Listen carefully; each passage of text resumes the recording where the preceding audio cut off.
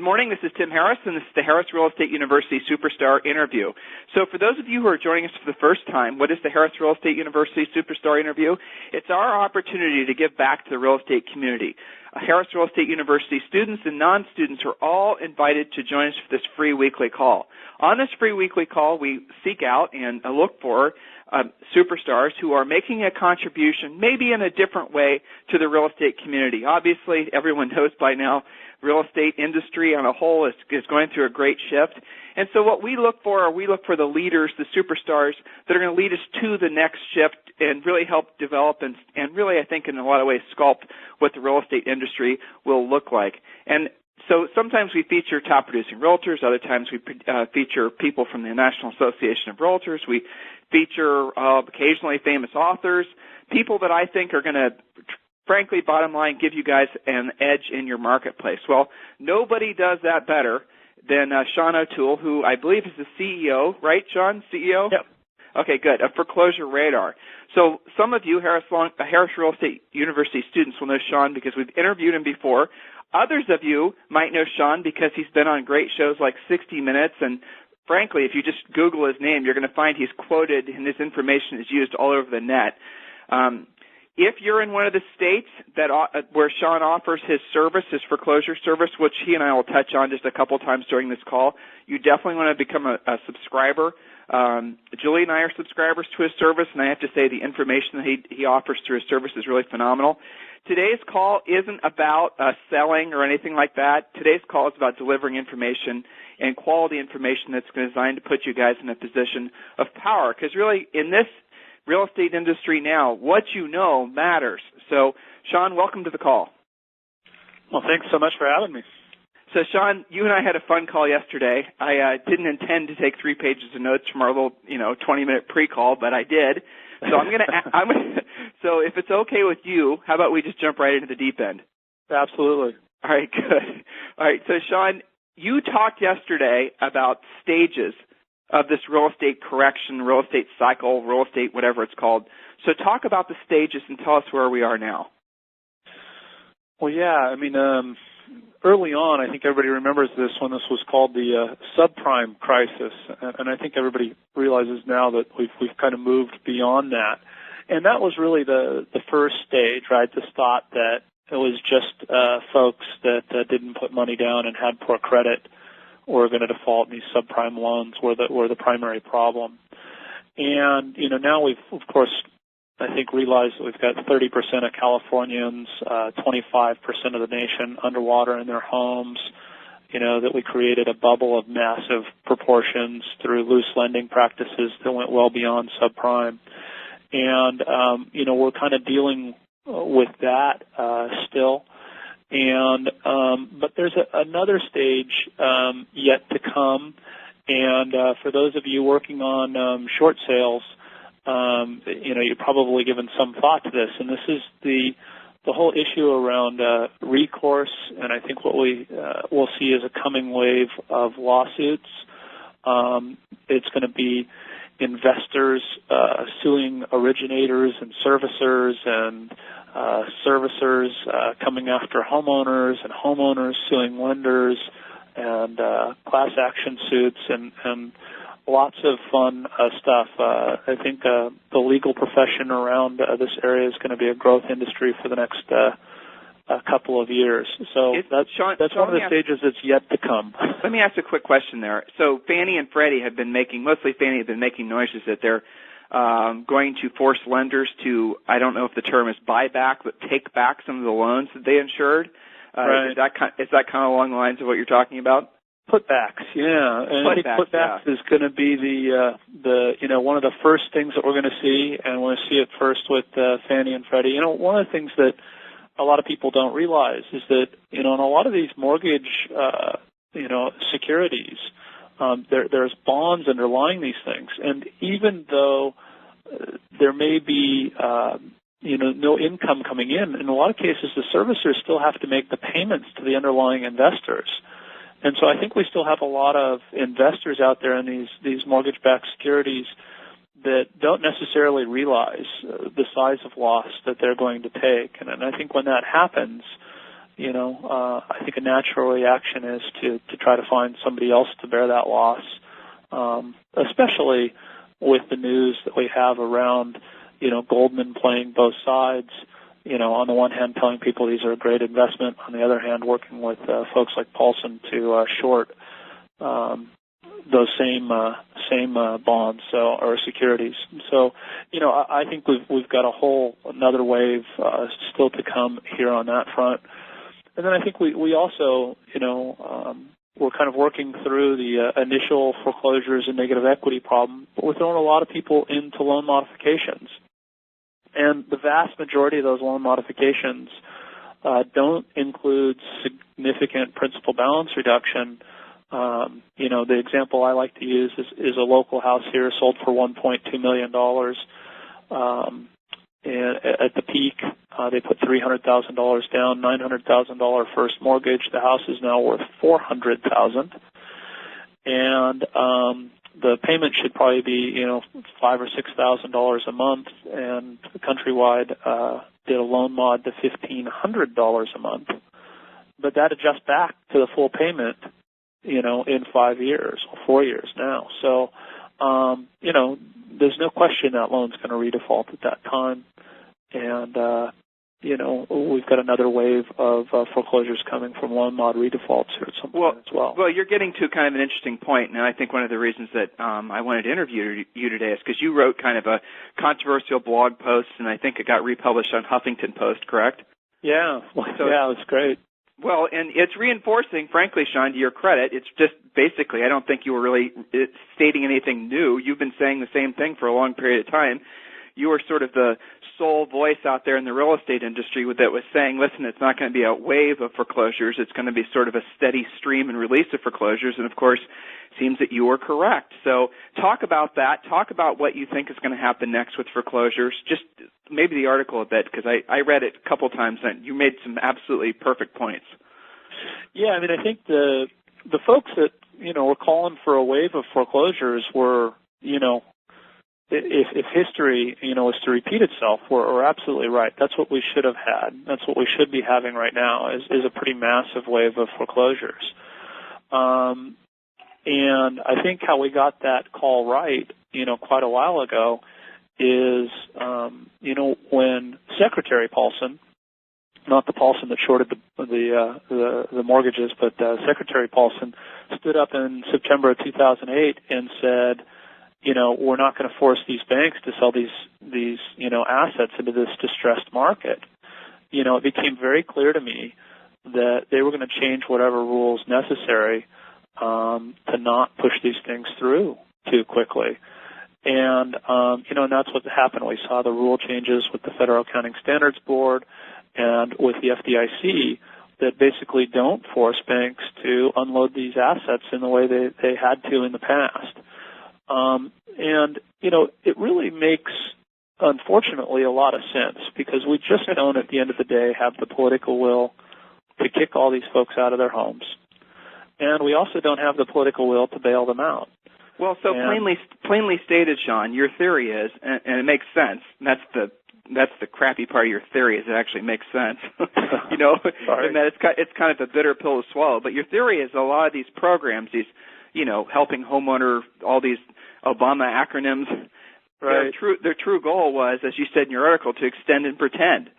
Right. And for how long is the big question, but extending and pretending. So it is interesting. There was an article this morning in DNS News. I sent it to you prior to this call. I don't know if you had a chance to glance at it. That Fannie is now making noises that they're going to start policing their servicers and saying, "Listen, you guys got to start foreclosing faster. You're sitting on these houses that should have been foreclosed upon." Did you have a chance to glance at that article? Yeah, and one of Fannie's things is they basically said that look, these servicers are racking up fees, but at our expense. And I gotcha. think because servicers make money here, right? And one of the things that people I don't think realize about servicers is when there's an underlying investor, any of the money that servicers advance, right? They basically get a super priority lien on the property, so that when that property is finally liquidated, the servicer gets paid back before the investor. I didn't even know that. That's very interesting. So a lot of these servicers can borrow money from the Fed very cheaply, so that can become a nice little extra profit center. So really what we're seeing now is potentially the ending of this perpetual extending and pretending. Would you agree with that statement, or do you think it's going to go on for years to come? No, I think the Fannie Mae announcement, like most announcements, out of the Fed and the Treasury, was designed to help make people think that they're going to do something. I don't think that's actually meaning they're going to change and do something different. There's a great quote, and I forget who said it. It was one of the past Federal Reserve chairmen. I don't think it was Volcker, but one of the past Federal Reserve chairmen. He said, "It's not, the job of the Fed, right, is to maintain employment and inflation. It's not to tell the truth." And this was from a past Fed chairman, and I think when you listen to what the Fed and the Treasury say, you have to understand that there's sometimes they say these things because they want the market to react a certain way, not because that's actually what they intend to do. So let's you and I tell the truth. What do you think is happening next for real estate, say over the next 6 to 12 months, if you had your crystal ball out? Yeah, I think on the foreclosure front, more of the same, right? We're going to see foreclosures continue to trade in a range. I don't think we'll see a wave. We may see certain banks slow down and speed up. Last year, Bank of America wasn't foreclosing on anything. This year they are. But as they sped up, others slowed down, and we just kind of continue to trade in a range. Now, nationally, and I know you've got a national audience, right? This isn't going to ring as true in some areas. In California, you have very expensive assets, very large loans, right? Big losses when they foreclose quickly here. In other areas where you have $25,000, $50,000 loans, on in some of these bulk REO pools where they're selling these things out the back door for $1,000, $5,000 a piece, they can dump a lot of that inventory and not have it really have much impact. And so I think nationally we'll see a little bit of difference there. In the higher price areas, they'll be pretty slow, very much trickle the foreclosure outs. In some of the lower priced areas, you'll see a little bit faster action just because the losses aren't as great and it's easier to move through. In your now becoming famous article, you talked about foreclosure roulette. Describe what you meant by that. Well, one problem with this kind of extend and pretend philosophy, right, is if at the end of the day you're not going to kick homeowners out and you're not going to bail them out, that means you got a lot of people sitting in their house for free, and that's certainly what we see nationwide and here. And the problem is if people realize that's programmatic and on purpose, then you've got a lot of people that are making their payment and go, shoot, I'm not going to make my payment either. And that would be a real disaster for the banking system. So what I believe they do, because the more we look, the more random, who gets foreclosed on and who doesn't appears to be, is, we coined this term foreclosure roulette, which is, they just randomly shoot folks that are in foreclosure, right, to keep that fear out there that if you do stop making your payments, you might be foreclosed on. And, and I think that keeps those that are willing and able to make their payments making their payments. And I think if you stopped foreclosures altogether, I don't know why anybody would make their payment. Well, so that we're going to talk about strategic defaults in a second, but just backtracking slightly, I had something in my notes I think it's worth probably talking about a bit. You said one of the greatest ways to sort of predict what's going to happen next for really any industry, but the real estate industry specifically, is consumer confidence. Talk about that, if you would. Yeah, and just the news flow and to some degree even the stock market. So one of the things that we noticed was at the beginning of the year, some of the foreclosure volumes were starting to tick back up, and we've had now, 9 months of kind of talk of green shoots, a rising stock market, et cetera. And I think the banks were gaining some confidence that they could push some more of this stuff through and not have it take too big of a hit on earnings, not have it, get too much of a negative reaction from, state and federal government in terms of pushing more foreclosures through. And I think at the beginning of the year, they were working to ramp up a little bit. And then the stock market headed down.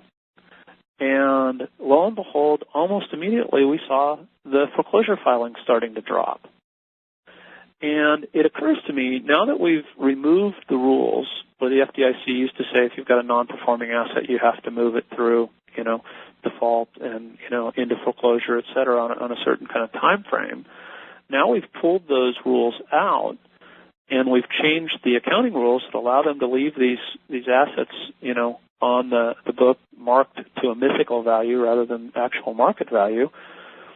They can choose when to foreclose and kind of affect the news cycle, and so right after the market went down, our next foreclosure report was foreclosure activity down across the board. It's a very positive news article.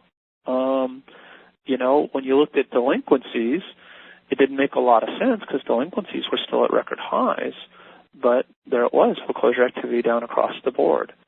And so I think banks now, I think most of us believe that banks manage earnings, gives them another way to kind of manage the news flow, manage what's happening on that front.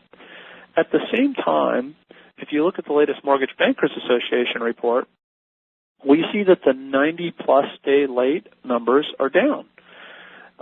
These are the folks that are delinquent but not in foreclosure. Those numbers are down, and that makes sense because, up until about 90 days ago, we had kind of positive green shoot, things are getting better, news flow. But after it changed, right, if we look at the 30-plus day delinquents, those folks that aren't 90 days, so those folks that are impacted by that change in news flow, up 6%. So if you go back to that change where the market kind of started changing direction a little bit, the news flow got a little negative, people got worried about jobs again, we see, foreclosures down, which is, contrary to what you'd expect, but makes sense given the banks, given the leash they have to manage that. And you see actual delinquencies, people going late on their loans, going up as people lose hope.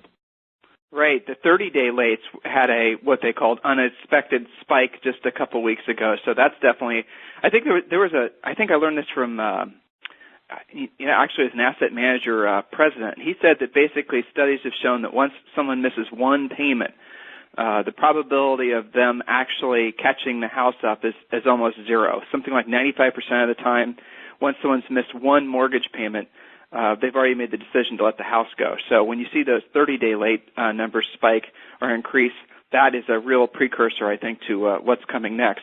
But from what you're describing, it does sound like almost a sort of a screwy flow because it's not there is no process anymore. There is no, okay, you miss your payment and 30 days later you're going to get a notice of default, then 60 days later. The whole thing is just totally skewed. So what normally would have been a natural clearing probably within 24 to 36 months, sounds like we're going to be dealing with this type of market.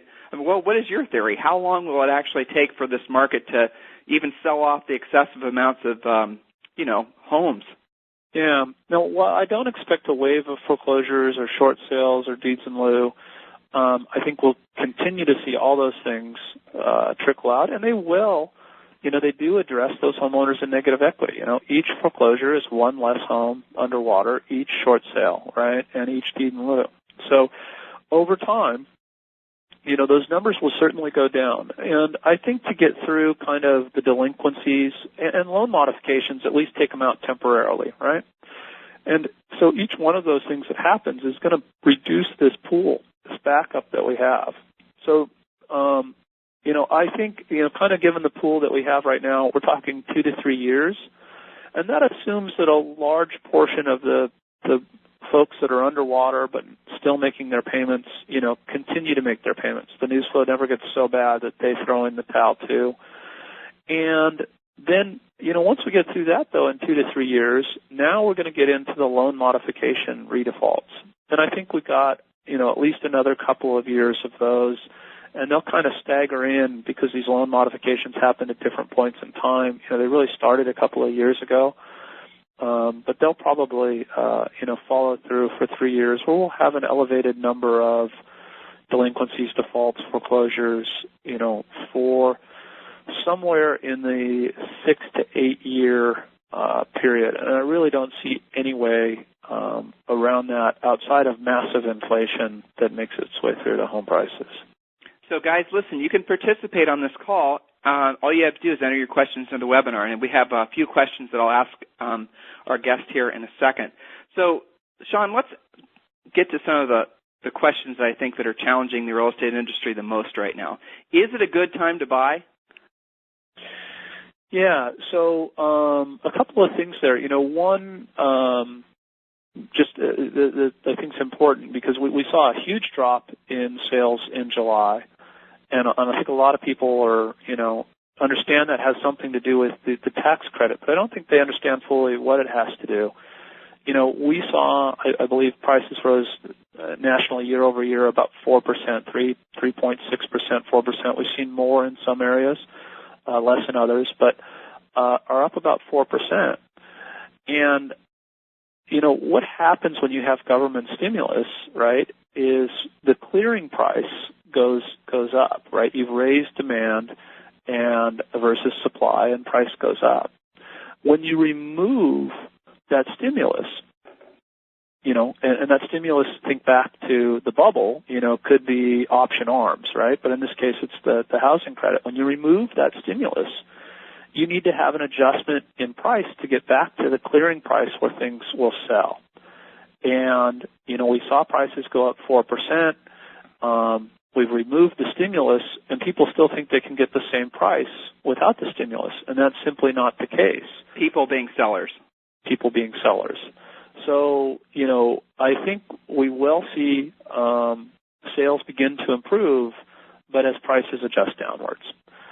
And so I think we've got a little downward pricing pressure right now, sans additional stimulus. Now, a lot of people are saying that wouldn't happen or that would take a while to happen, but there's already quite a bit of talk about it, and I think that we may see some stimulus, sooner than later.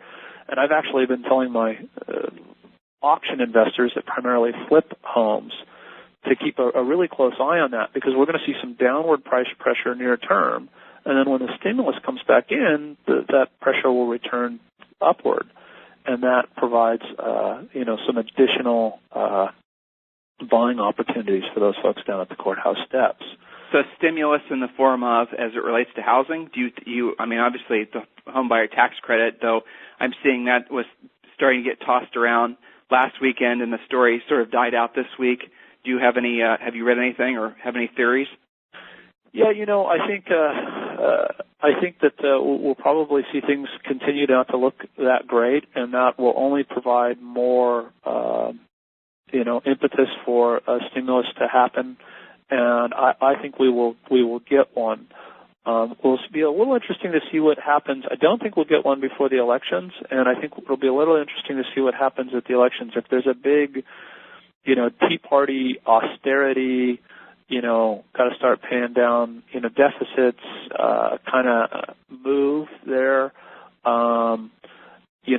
we're probably less likely to see it. So I think that the elections will play a little bit in that, but I'd be surprised if we didn't have one, by early first quarter of next year, as, housing languishes for a few months until then. Yeah, we've been preparing our students that this is going to be an interesting winter, right? For housing, this is going to have definitely a lot of uncertainty out there, so agents definitely have to be prepared. So Time Magazine had a story where basically they're essentially saying that they're thinking that home ownership rates would fall back to the mid or early 1960s home ownership rate, where essentially something like 60% of all Americans will be homeowners and the rest will be renters. In other words, they're sort of talking about the merits of being a renter. Do you think that'll happen, and what's your opinion of that? Well, it's funny how these swings happen, right? And I like to be contrarian. In nature, it's worked well for me. And I think that there is a swing back towards renting, and I think it's pretty misguided because it misses the value of home ownership. And I think the real estate industry as a whole has missed the value of home ownership. They've talked about it as an investment and wealth building and those things, and I don't think that's the value of home ownership at all. I actually think the primary value of home ownership is an inflation hedge, especially since we have 30-year fixed loans, especially at these current interest rates, right? $2,000 in the year 2000, something you could buy for $2,000 in the year 2000, now, thanks to inflation, should cost $2,800. Now, we've seen that more in some things like food and education and healthcare than we've seen it in other things that primarily are produced in China, where they've artificially kept prices low by controlling currencies. But, that's how much inflation we've had, and we've had really low inflation in the last 10 years. But if you think about that $800 increase, if that worked its way through the rent, and I think most people will say that since 2000 rents are up, quite a bit, you're talking about getting, $80 richer a month. Or $80 a month richer, so $1,000 a year richer per year from 2000 to 2010. And I think that, despite the Fed talking low inflation, they're actually going to try to engineer reasonably high inflation because that's the best way to get ourselves out of too much debt, which is clearly what's plaguing households, cities, states, counties, and nations. So we had an economist, Jeff Nielsen, on occasionally. He predicts the same thing, right? He predicts that there's going to be, actually, let me roll this question that I wrote down. Are we in an inflationary time for housing or a deflationary time for housing? It's very confusing. It is very confusing. Let me see if I can't help a little bit, because this is one that I think everyone struggles with. And inflation is a monetary event, right? It is the creation of more money, right? And as you create more and more currency, more money, it becomes worth less, right? So,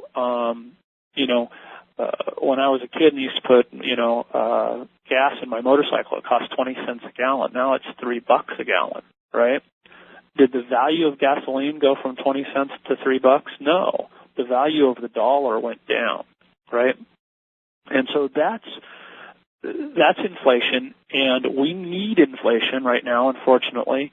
Or let me put it this way, the government needs inflation, right? Because we as a nation have way too much debt. And the best chance we have of dealing with that is to devalue that debt or deflate that debt by devaluing our currency over time. Now, you're going to have, Sean, 3 or 4 people, when we talked about that a second ago, asked about, what you meant by inflation, why we need it. If you want to take a little side road and explain that, that'd probably be good. So, as a nation right now, we have this huge national debt that we owe, right? And if we have to pay it back at reasonable, not artificially low interest rates created by the Fed, and at kind of today's dollars, or if the dollar actually gains in value, right? That increases how difficult it is to pay that debt back. And so nations, with currencies, our currency is just made up, right? And we just make it up, and we make up what the value of it is based on how much of it we put into circulation or not. And so over time, the easiest way to pay for things that you've, basically overbought is to devalue that currency such that there's more and more of it available, right? And so our federal government basically at this point has to do that to get themselves out of debt and to get all of us out of debt. Over time, right, our debts will become smaller as you have more currency in circulation, and that currency becomes worth less. So literally, what you're talking about, of course, is just printing more money. Printing more money. Right. Printing more money that's out there. Well, guess what? The more money you have, the faster your debts will be paid off because you have more money. So, exactly. And it's not, there's a whole bunch of theorists out there that are, questioning whether or not the rest of the world will stand with the U.S. essentially printing its way out of debt. But I guess time will tell. So this is where I said the Fed has to lie, because the Fed will never say that's what they're going to do. They're going to talk about low inflation. They've even changed the measure of inflation to make it look lower than it really is, right? And the reason they do that is because if they announce that they're going to go after high inflation, interest rates go up, and that increases the cost to the U.S. in interest payments on all of the bonds that we've sold. So how does inflation, again, this is just for the sake of those of us who didn't live through the real estate crash in the 70s, right, or the real estate. So how does inflation actually affect home values? Because, again, we had 3 or 4 people that asked about, they're confusing values and worth and the rest of it. So when there's an inflationary period, what happens to the cost of real estate? So the thing to keep in mind there, right, is as you have inflation, it works through different things at different times, right? So we've seen healthcare go up, we've seen education go up, we've seen different things go up, but not everything's gone up, right? Goods from China have actually gone down, right? So it makes us feel in some ways richer, even though we're having high inflation and peanut butter is getting more expensive. So just keep that in mind. And the thing to understand about real estate prices is real estate prices are a function of income and loan terms, right? So ultimately, as inflation works its way through to wage inflation, people have more money to spend. When they go into their bank to get approved for a loan, right, they now can afford more home, right? As buyers buy as much house as their banker tells them they can afford. As realtors, we know this, right? The first thing we do with a new client is we get them approved to find out how much they can afford. And people tend to, if anything, stretch even at that point. They don't go, well, I'm only going to buy half of what I can afford. You just never see that. And so prices are really set by the loan terms that are available at the time and people's incomes. Now, inflation will ultimately make its way through to income. The problem is it rarely starts with income. It usually ends with income. And so especially during periods of high inflation, what happens is it takes a while for incomes to catch up. We all feel poor. There's downward pressure on home prices. Interest rates tend to move up, which also puts downward pressure on home prices. But ultimately, incomes do rise and prices go up. So that is how you have inflation and perceived deflation at the same time. Very interesting. So, and I would just add one more thing to this. So inflation is a monetary thing, right? It's a monetary policy by the Fed, by the federal government. Deflation, though, a lot of times is a demographic event. We've had baby boomers that have been in a position where they've been in a net acquisition of assets, buying second homes, buying investments and other things. As they move towards retirement age, they will be net sellers of assets, and that's deflationary. That'll put downward pressure on prices. So we've got kind of these two forces. We've got the Fed that needs to inflate, and we've got a demographic where we've got a bunch of people moving into retirement age that are going to need to get rid of assets, which is deflationary. And so probably for the next 10 years, I think we're going to see those two kind of balancing each other out, flat home prices. I don't think we'll see a significant decline, but I don't think we'll see much increase. And what's called stagflation, where you see, price of goods go up and a fairly stagnant economy. And I know that's not a very exciting, prediction, but I'm pretty sure that's where we're headed. So as a realtor, how does one position themselves for stagflation? Yeah, and this comes back, and I know it's a super long-winded explanation, but this comes back to the primary value of real estate as an inflation hedge. And so is it a good time to buy? I believe absolutely yes, because one of the things that I think you will see go up over time with inflation is rents. And so and interest rates. So to lock yourself in now, right, to a low interest rate loan at a price that you can afford, I think as a homeowner, regardless of whether your value goes up or down a little, each year over the next X years, right, I think your payment versus rent will just continue to be better and better. And you'll have that kind of self-control that you don't get of being a renter. I had dinner with a friend the other night that, kind of also called the peak and sold their house and has been renting and for the last few years. And they got a call last week from their landlord saying, hey, I've had a little financial problem and my brother's bailed me out and he's moving into the house. Right? And, and now they have this, they had plans, vacation plans and other stuff, and now they've got to scramble to move. You don't have to deal with that as a homeowner. So I think, I'd be very wary about selling, real estate as this investment that creates a ton of wealth, because I don't think we're going to see a ton of appreciation anytime soon. But I think as an inflation hedge, as pride of ownership, as self-control and controlling your own destiny, I think I'm still a big fan of home ownership, and I think as people figure that out, we're going to see that time headline change. Well, so and I think they missed that point completely. From an investor's perspective, kind of pulling out some points that you just made, if the mindset is moving back towards being renters opposed to homeowners, it does make sense that you would want to own long-term rental property as an investment. And then you're saying with inflation, obviously, the rental rates will go up. And if you've locked in a long-term, really low interest rate mortgage, or even better, paid cash, well, you're going to come out on the better end of that equation.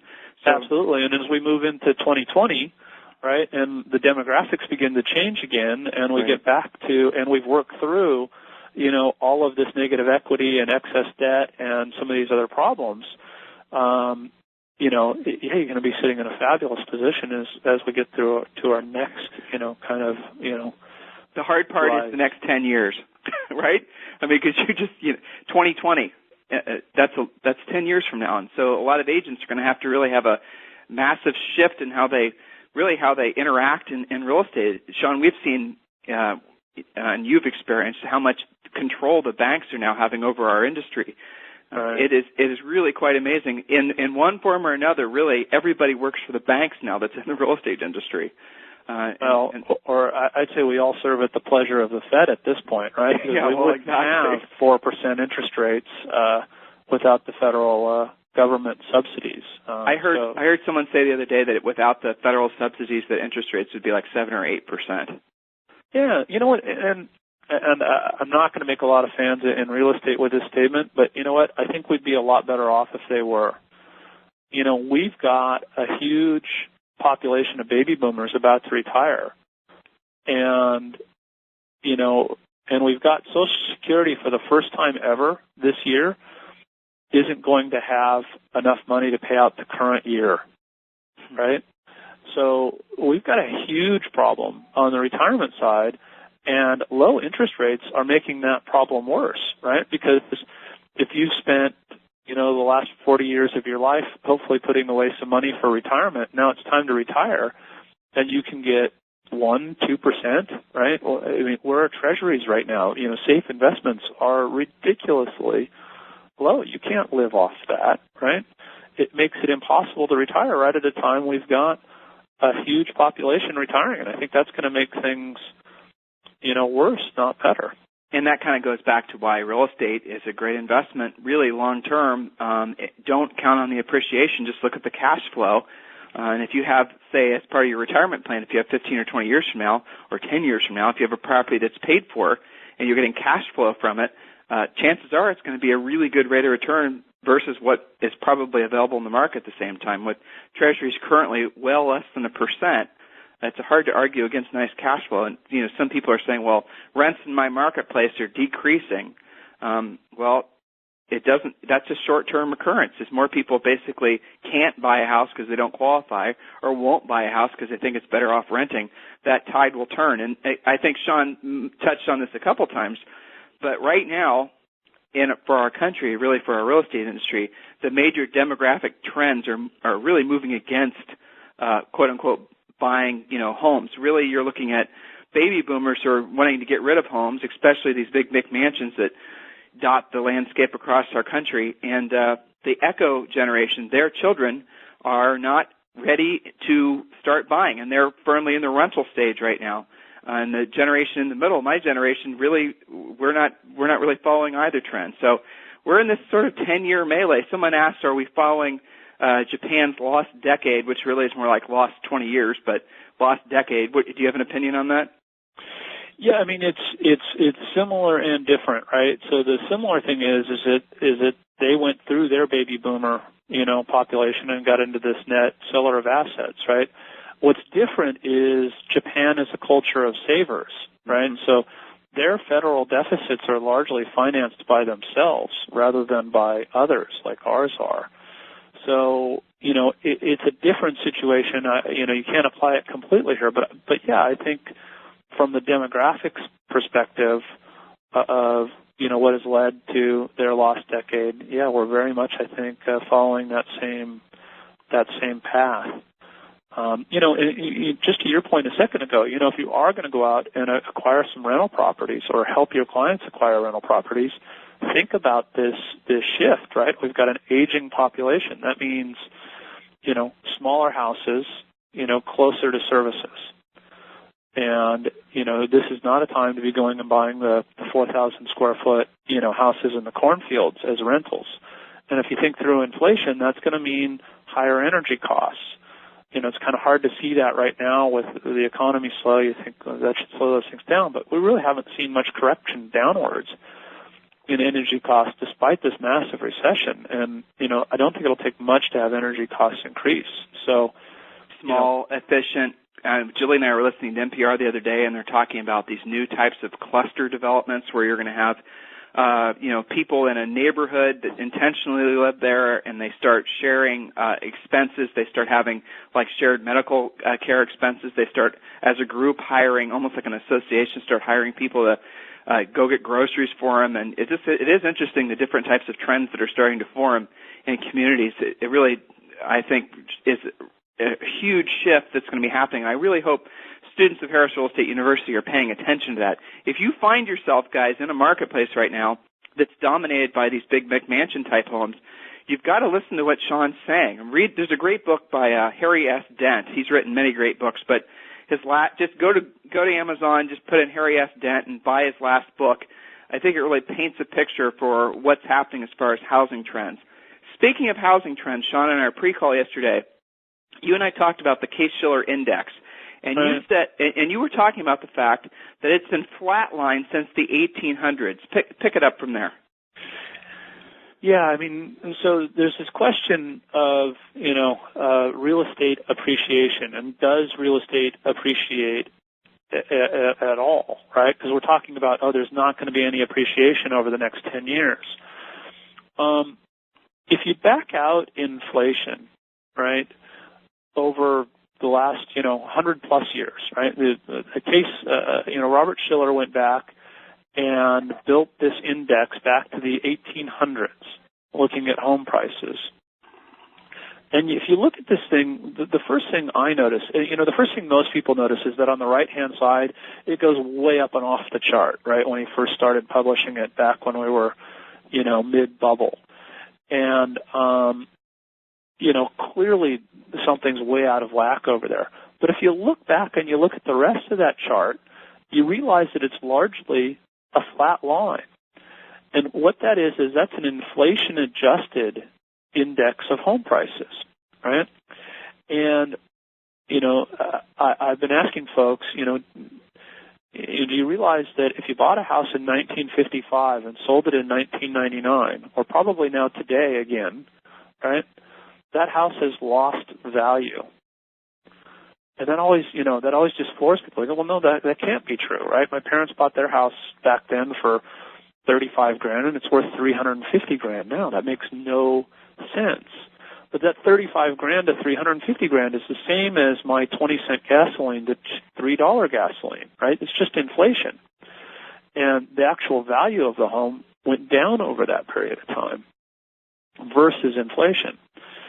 And what you see, though, is that there's some anomalies in this flat line. A big one back in the 1920s, and that's really when we started the mass production of housing, kind of our current stick frame, subdivision-based, and that lowered the cost of housing dramatically. It dropped way down, kind of bounced around even through the Depression and stuff, didn't go down significantly or up significantly, kind of bounced around until the 1940s when we had the GI Bill. And the GI Bill was the first to introduce 100% financing and government subsidize interest rates.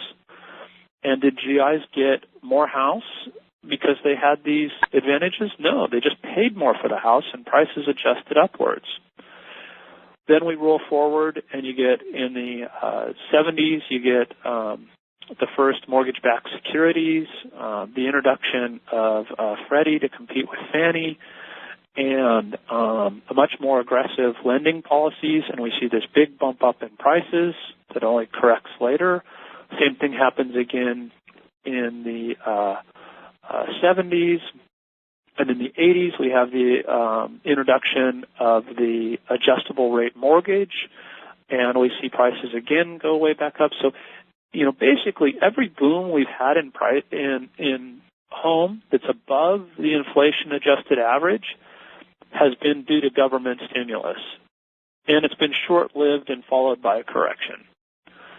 And unfortunately, we just got a lot more government stimulus starting in 1998 than we'd ever gotten all in one time ever before. And that's what made that boom so big and what's making this correction so hard. So, as we look for more stimulus, just keep in mind that stimulus is great while it's there, but when it comes off, which happened in July, you're either going to see sales slow dramatically or you're going to have to see prices adjust back to a level where they should be without that stimulus. And I think, right now that's where we sit. So let me ask you this question. This is going back to our conversation a bit ago.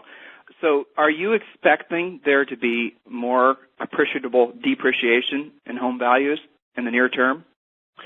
So it depends on your location. And this is, I think one of the things that you have to do, and unfortunately there's not a great data source out there, is you have to look at incomes in a given area, right?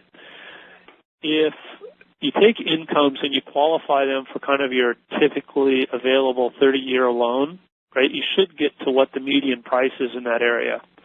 And, back in some of the 2000 census data, ACS, American Community Survey data, breaks it up and says, okay, you've got out of your population of 100,000, right, you've got 20,000 are below the poverty line, another 20,000 are in this range, 20,000 in this range, and, 5,000 at the high-end range. Well, your real estate inventory should match up with those ranges, right? You should have just a handful of high-end homes, and you should match up with those. And those ranges are going to vary a lot by area, right? We're going to have a lot more upper, middle, and high income earners in the Bay Area, so we should have more of that inventory in the Bay Area. And you're going to have fewer of those in Detroit, so you should have more low-income houses, right?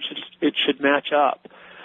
And what we saw, certainly in parts of California, is we came in and we built all these 4,000 square foot homes in areas that just don't have populations to even pay the heating and cooling bills on those.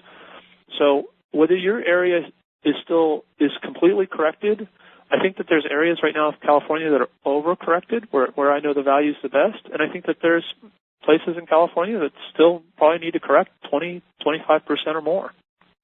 So let's get to some of these questions, Sean. I think I'm reading some of these guys' questions, and they're making more comments, and I think you're really getting their brains working, which is really what we wanted. We should mention, the Foreclosure Radar service, if you could just do a little quick commercial about it, and then we have set up a button on this webinar, guys. Sean's made it available. I think it's a 7-day trial to check out Foreclosure Radar. So if you could, Sean, just tell us a little bit about Foreclosure Radar. Yeah, I mean, basically, I was a software guy by trade. After the dot-com bubble, saw some positive trends for housing, met somebody who had been doing the foreclosure business for 20 years, and he agreed to take me on and teach me everything I know if I would help him build some software to track these foreclosures and help him manage his business. And fortunately, again, saw the trend at the end of '05 and sold all the real estate. We had flipped about 150 homes and got rid of the last 20 kind of right before the bubble burst. And so really this software comes out of that, and it's designed to basically be an MLS for foreclosures. And by MLS, I don't mean the offer of compensation piece, right? But that really deep, search capabilities. The foreclosure services that have been out, to date, the foreclosure information you can get from your title company, has either been a list on paper that you kind of got to work through, or you get this kind of IDX level search where you can search on bedrooms and bathrooms and price, but that's about it. And what we wanted to do was to provide that really deep search where you could say, show me all the homes where there's only one loan, right? Because if I'm working short sales, that's easier. Where there's the lender's Wachovia, because they're easier to get at something closed with than Bank of America, right? It's in this price range. You're talking our language. In this neighborhood, right? You're talking our language now. Yeah, so 60-plus criteria lets you really dive in and focus on just those things that meet, whether you're an investor, you're out looking for listings on short sales, et cetera. It lets you dive in and find the stuff. And if you get a call in from a homeowner where you can look it up and see, okay, I see they've got a first from, Wells, but they've got a HELOC from Bank of America. I better have a conversation with them about whether they're willing to bring some cash to the table, because the HELOC from Bank of America is going to be tough to get a short sale approval on, right? Well, I'm going to throw this out there for students as a reminder and for future students as an idea. So one of the things that I know a lot of our students use foreclosure radar information for is, just as Sean said, looking for the folks that are most likely to be short sale listing candidates. And the new short sale, or the new folks that are just had their notice of defaults filed, not necessarily the best leads. Sometimes the best leads are the ones where their notice of default was filed some months ago, because I know the national average for folks staying in their home before the actual foreclosure sale now is 453 days. So what we find is that when a notice of default is filed nowadays, and Sean, we're going to talk about strategic defaults because I've had like 40 questions about that, is a lot of people they know how the system works. They know they're not necessarily going to have to move anytime soon. So if you call the brand new notice of defaults, unlike how it should be, they're like, I've got time. And it always kills me, these folks that are selling these, well, we've got the credit data delinquencies, right? When they first miss their first payment, that's when you need to get in. You know what? Those folks know they've got 2 years of living free in the house. Why the heck are they going to want to bother with a short sale? Yeah, they've already done their research. They know what a strategic default is. They know how to game it. They may even have a loan mod working, or who knows what else, to procrastinate the whole process. But look for the older, so Sean, how far back? Like maybe 6 months, maybe 8 months. Look for those guys. 8 months after. Yeah, right. And that's where you're going to find. Or even work the notices of trustee sale. I mean, those things are postponing enough right now, where the average time there is 150 days after the notice of trustee sale, which should be 20 days later the house is sold. God. But on average, it's 150 days. How often are you finding that they're postponing the foreclosure sales? Well, literally in almost every case, it gets postponed to some degree. Now, Wachovia's just recently had a shift where they said they won't give you a postponement just because you have a closing date on a short sale. So, you're going to be a little careful there for sure. But Wachovia is still doing an awful lot of postponements. They just maybe won't do it for you. Right. Well, in other words, basically they're saying that more of maybe they're just doing their own high-level PR, but the reality of it is they are still doing postponements. Right. And basically what they're saying is we don't want to coordinate between the short sale department and the foreclosure department, and we're screwing that up too often. So we're just going to tell you, because, the problem there is we kept seeing short sales that would close escrow, and then there'd be a foreclosure a week later, sale, and an investor would buy it. Well, guess what? That short sale or that foreclosure sale a couple of days later, wipes out the closed escrow completely, right?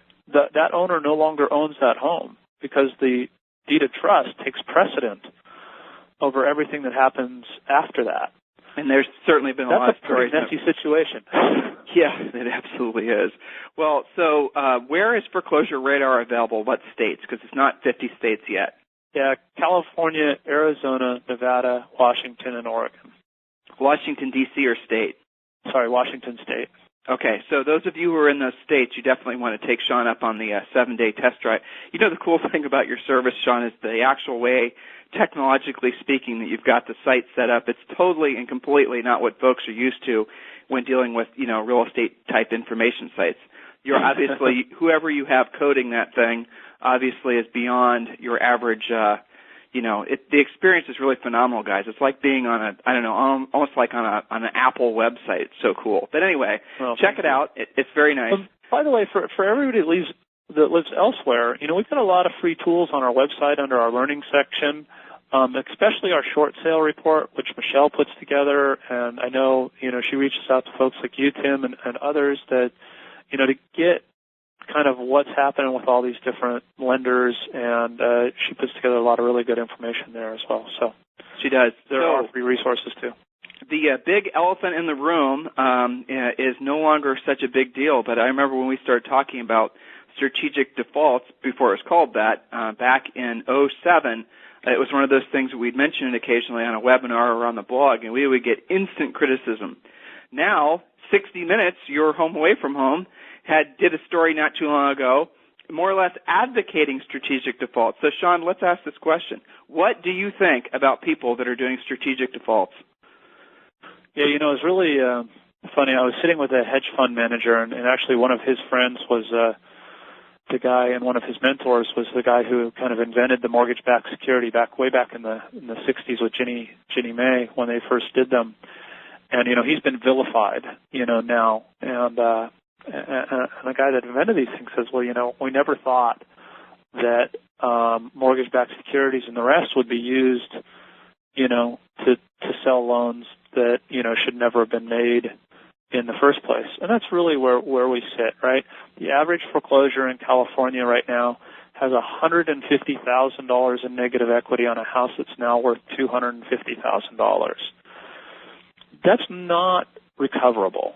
And that's not insignificant. That literally puts those people in a situation where they're essentially, you know, bankrupt.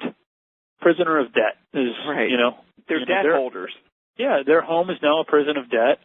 And, you know, one of the great things about the United States, right, is that we don't have debtor's prison. And, you know, your house should not be debtor's prison. And guess what? That contract you sign, I love it when people go, well, they signed a contract. You know what? That contract very specifically deals with default and what the penalties are for that default, and so did the state laws. Well, Sean, let's take a little pause there. I mean, it was Professor White from the University of Arizona, I think, who basically brought this to the national stage, and it's definitely worth talking about. You know, a mortgage has, if anyone's ever read one, I know Julie has, a mortgage has two sides to it. It has the part of it, what happens when you make the payment. You get the house, you get, you know, all the benefits of selling it, or if you decide to keep it or whatever. You get the full benefits of owning the home. And the other side of the mortgage is, you know, what happens if you don't make the payment. So you're agreeing to the what happens if I make the payment part, and you're agreeing to the what happens if I don't make the payment part. So is the lender and the investors and all the other people that are behind the scenes on that. So whether or not to make the payment is your choice.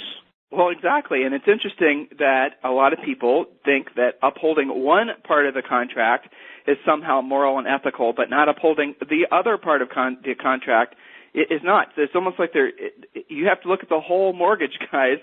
And remember, the lender does get the asset back. It's not like and they probably have gotten a lot of interest payments along the way. So Sean, what you have to step back and look at, though, is what are the motivations, right? What are the motivations of people saying, well, this is a contract, you better honor it? Well, a lot of people believe that foreclosures cause price declines, right?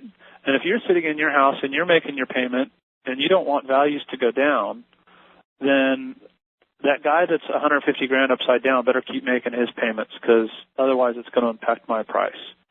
it's selfish, greed, right? At the end of the day, the reality is we had a bank-engineered bubble. We're never going back to 2006 prices except through inflation, and we've created $4 trillion in negative equity that are going to continue to kill this economy until we deal with it. And I think it would be better if we started dealing with it. And, folks can continue to keep their head in the sand and say, well, if people would just make their payments, things will be okay. But if people are making a payment, look at the HAMP results. After loan modification, where it takes their loan down to 31% of their income, they still have 64% total debt to income. You can't survive paying out that percentage of your income as debt. So that's why we know, these loan modifications are going to redefault, and why we know we're going to continue to have a stagnant economy. People have too much of their income going to debt. We have too much housing debt, too much city debt, etc. And, default is one way, out of that. I mean, look at the, anyways, so I think that's, the reality of the situation. And, one of the things that personally, if I was a lender right now, the loan that I would want to do, right, is I would have a loan specifically for strategic defaulters. If you actually have enough common sense to realize that you can't pay back that $150,000 and that you are hurting yourself and your family by trying to continue to make that payment for the next however many years, right? That's the person that if they want to come back and be a homeowner, now that prices have returned to reasonable levels, that I want to loan to. Why? Because that person wants to be a homeowner. Even after going through this experience, they still want to be a homeowner, and they had the good common financial sense to realize that they made a mistake, and they took the action necessary to get out of it. I don't want the guy who, kind of just is along for the ride and doesn't understand what's going on in the economy. They're going to default sooner or later. They're going to have a problem sooner or later, and I'm going to be stuck with that problem. I'd rather have the guy where he's in an asset that's reasonably priced, right, and have that loan. I'll take the loan that is at or below market value, that has a deadbeat in it, the quote-unquote deadbeat, I'm not saying they're actually a deadbeat in it, over these loans that are, twice the value of the home that have some guy in there who's beating his head against the wall trying to make the payment every month. So obviously strategic default, we're calling them strategic disposals, right? And we're encouraging students, agents to show the merits to the potential defaulter of doing a short sale because obviously, hopefully it should be obvious to everyone at this point that a short sale is always the better solution for everyone concerned versus a foreclosure. I suppose the only argument against that would be as if it's a really clean deed in lieu of foreclosure, but that aside the point.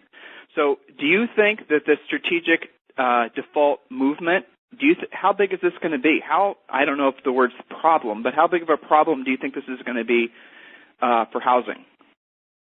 Well, I mean, we've got 1 million homeowners that have already made that decision in California. Now, not all of them are strategic. Some of them are unemployment and other issues, right? But we've got 1 million homeowners in California, so that's an awful lot, right? It's more than 10% of homeowners here. We've got another 20% that might find themselves in that position. Nationwide, it's about 10% that have already made the decision, and 15%, still kind of in the wings, that are still making their payments, but that are upside down. So if you're not upside down, this really isn't an issue because you can always just sell, right, or refinance. But if you're upside down, you don't have those options. So, I think we're a pretty good chunk of the way through it, but I expect we'll see more. And but even if we do, it's not going to result in a wave, right? We're going to see these things trickle through and be managed. Great. So I'm going to go through some of these other questions and comments. A lot of people that are fans of your service. Agent Mary Lou in Newport Beach says, Foreclosure Radar has stimulated my business with buyers calling me, taking advantage of the information that I provide them from Foreclosure Radar and valuable in today's market. And that's really, I think that probably says it best, really. Educated, informed agents are going to control this market. It used to be who you knew, and now it's definitely what you know. And Foreclosure Radar is really a superior source in, what was it again? It's California, Arizona, Florida, Nevada, and Washington State, correct? Unfortunately, not Florida yet. But yeah. Oh, not Florida yet. The other 5. Okay, all right, good. All right, so any other questions that you guys have for Sean, go ahead and put them in the webinar. We're going to start wrapping this call up. And this is a question I wrote down, and I intentionally made this my last question for you today. So is real estate a safe investment? Yeah, I think so. And again, all things are relative, so you have to pick carefully. But, if everybody seems to think treasuries, are the safest investment. That's why the interest rates on treasuries are so low. But, at the end of the day, I don't think that there's any question that our nation has too much debt.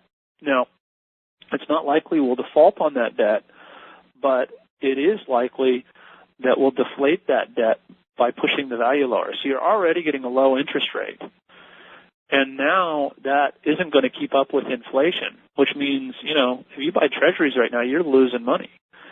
And I think if you can buy real estate and, with all cash, using your IRA funds and, Pensco and those kinds of things, or with a reasonable long-term, interest rate that is well below the cash that you can bring in from it, I think there isn't a safer investment, because ultimately real estate will keep up with inflation. As, I don't think most of these other investment classes out there right now will. I don't own a single stock right now, and real estate would be one of the few places that I'd feel fairly safe with my money. Again, I want to pick good properties that meet the demographic demands and at prices where I'm getting a reasonable return on my money. And I want to be really careful not to over-leverage, because if we do have, any significant downturns in the economies, you could have a period of time where you're not collecting rent. And you don't want to have so much debt that you get behind and can't keep up and lose that property. So be careful with leverage, but as long as you do that, I don't think that there's really a better investment given what we have coming ahead. So Kathy from Ann Arbor, Kathy asked a couple questions. Kathy, I'm going to suggest that you go and buy that book by Harry S. Dent. She was asking about, older houses, big houses are in trouble, and she's in Ann Arbor, Michigan. Ann Arbor, Michigan, the answer is probably. So Kathy, definitely go out and buy that book. Then she also asked, in strategic default, how do you buy a house again right away? Well, so if it's a strategic short sale, given the lending standards right now, if someone does a short sale, it's 24 months according to current Fannie regs. But what a lot of people do, well, Kathy, you know what? Request a free coaching call, and Julie will talk you through that. And you can just email Julie directly at julie@harrisrealestateuniversity.com. Okay, go ahead. The one thing I will say there is I have friends, that are clearly upside down, clearly probably not going to make it long term, but are still killing themselves to make their payment now. And I just say, look, you've got an adjustable that adjusts in 5 years, right? And it goes to a payment that maybe you can make in 5 years, but maybe not. And do you really want to be dealing with a foreclosure and a credit hit and all that then? If you take the problem now, you'll be back in a new home by then.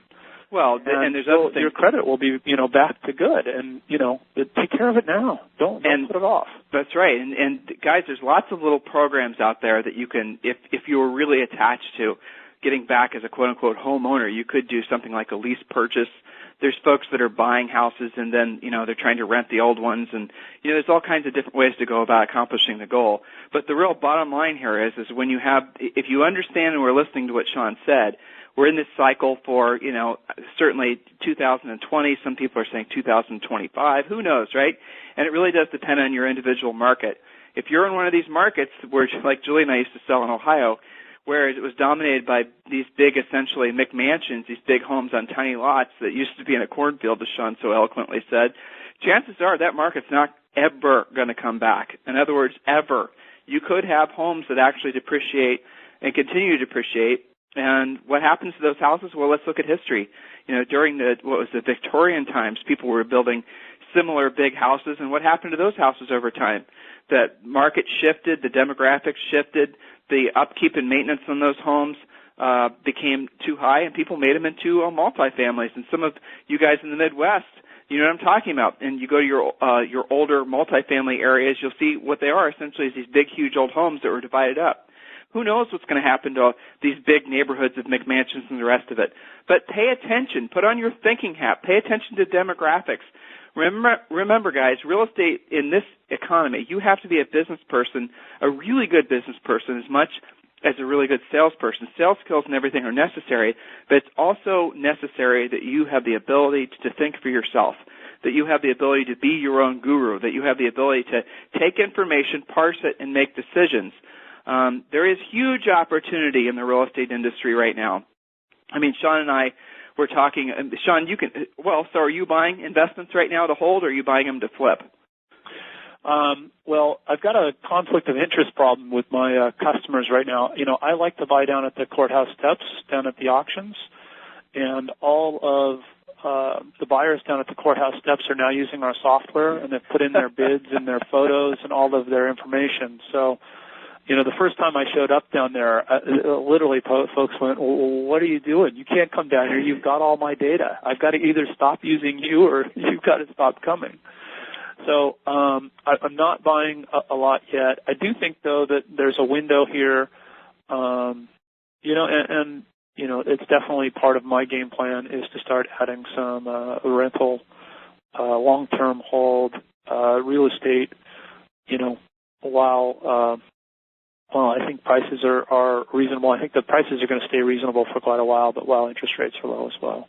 Susan from Napa, how do we get the 7-day free for foreclosure radar? Susan, you're obviously on the webinar. That's how you asked that question. Just hit the red button right there that's on the left side of the screen, and that'll take you right to the sign-up page. And check it out. Sean, I'm sure that you have a very high subscriber rate after people see what you're actually offering. But so everyone that's on this call that's in one of the states that Sean services, you definitely want to take them up on that. It is a phenomenally cool website. Just go there and click around in it, and then you're going to realize all the data streams that Sean's pulled in. And he essentially puts it on one screen. I mean, Sean, the cool thing about your site is that it really does make it so that it obsoletes about, 20 other normal data sources that realtors have to go through, to find tax records or to find mortgage lien holders, to find all this other crazy stuff. And you've got it right there. But the beauty of it, in my opinion, is how easy it is to use. That's the cool thing. So anyway, guys, listen. Yeah, and we do, one thing I would recommend to new users, though, there's this whole getting started module that pops up when you first get in, and it's got actual user stories and use cases, so you can go through and say, okay, this is what I'm trying to do, and then it'll tell you exactly, here's the 3 steps you need to do in order to do that particular thing, because there's so many different ways that folks are using it. We found that, putting those things in video made it a lot easier for people to get where they wanted to go faster. Deborah from Los Alamitos, she essentially, it's a long question, but the essence of it is she sees a lot of people having long-term financial problems.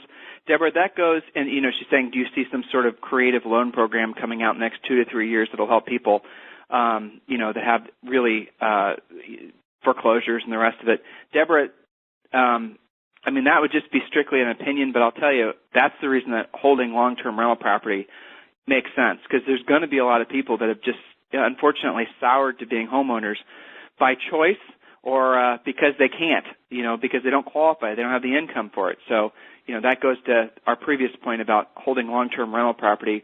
Again, guys, obviously you have to know your market. Just one thing I'd add there. We got in this really weird thing where we solved our financial problems by taking new loans, right? But, more credit will never fix too much debt. And the problem we have, overall as households, as cities, as counties, as states, as nations right now, is too much debt. And I know there's lots of people calling for more credit, but you can't fix too much debt with more credit. And,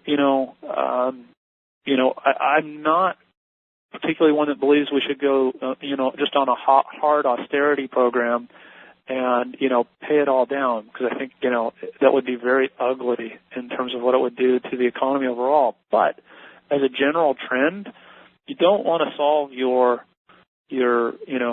over-indebted problems by getting a new loan. You want to solve it by getting rid of some of the debt, even if that means strategic default. Well, so, I mean, Harris Real Estate University students know that one of the primary things we want them to focus on is getting back to zero, right? Paying off all your debt, getting to a place where you're running on cash. You know, so many people are so addicted to, what's my credit score? Well, guys, get to a point where you don't give a damn what your credit score is. If you can do all cash, you know, that's the ideal situation. Most of us have been so, weaning yourself off easy credit is not easy. It's painful. Think about where you want to be in the next 24 to 36 months, let alone 10 years from now, and make those hard decisions now, because that's going to make all the difference for your future. So Barbara asks from Manassas, can you mention the website or link for Sean's 7-day trial on the foreclosure search system? Again, that's on the webinar. Barbara, you're asking the question, so obviously you're on the webinar. The little button off to the left of the screen will get that, take you right to the 7-day sign-up. And you need to use Tim's link to get the 7-day. If you come directly to our site, you only get 3 days. Yeah. So if you guys are listening to this call in replay, again, on the webinar, just go ahead and click that button. I'm not going to turn it off. Okay, you can purchase a home, Street Roberto. Okay, all right, so more questions coming in. Sean, is there anything else you'd like to say? Thanks for being so generous with your time. Oh, you're speaking at a real estate event coming up in a few days, correct? Here in California? Yeah. Yeah, Bruce Norris does this I Survived Real Estate, and I think the website's I Survived Real Estate 2010 or I Survived 2010. And, he's a hard money lender in Southern California.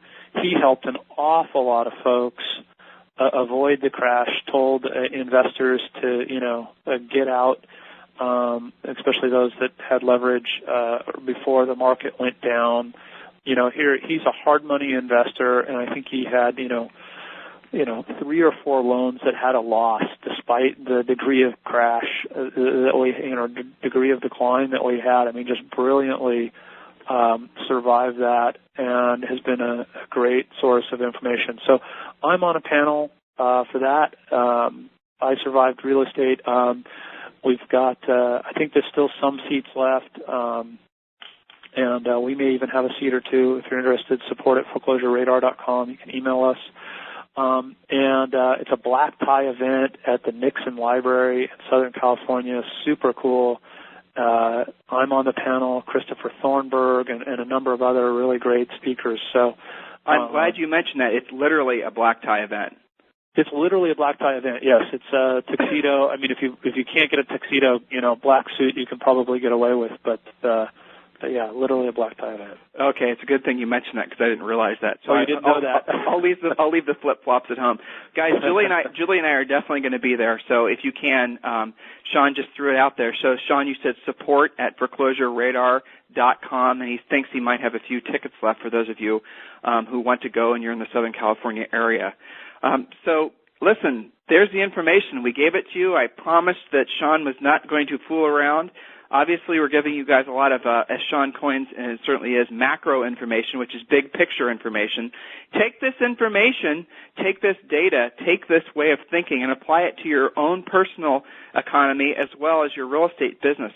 Share this information, and certainly those of you who are lucky enough to be in a state that Sean services with Foreclosure Radar, become an absolute go-to, walking, talking, information source about all things real estate. Guys, again, the old real estate way of doing business was who you knew, but now it's what you know. So work on the what you know part, and then by all means, go out there and let the world know the information that you have to offer, in addition to obviously knowing how to help them with their real estate issues. So, Sean, I want to sincerely thank you for being our superstar this week. I always enjoy talking with you. You're one of the superstars where I take notes when I'm talking to you, and I end up thinking of all these other types of questions. And then if I listen long enough, you sort of anticipate the question, you answer it along the way, which makes my job a lot easier. So I appreciate that.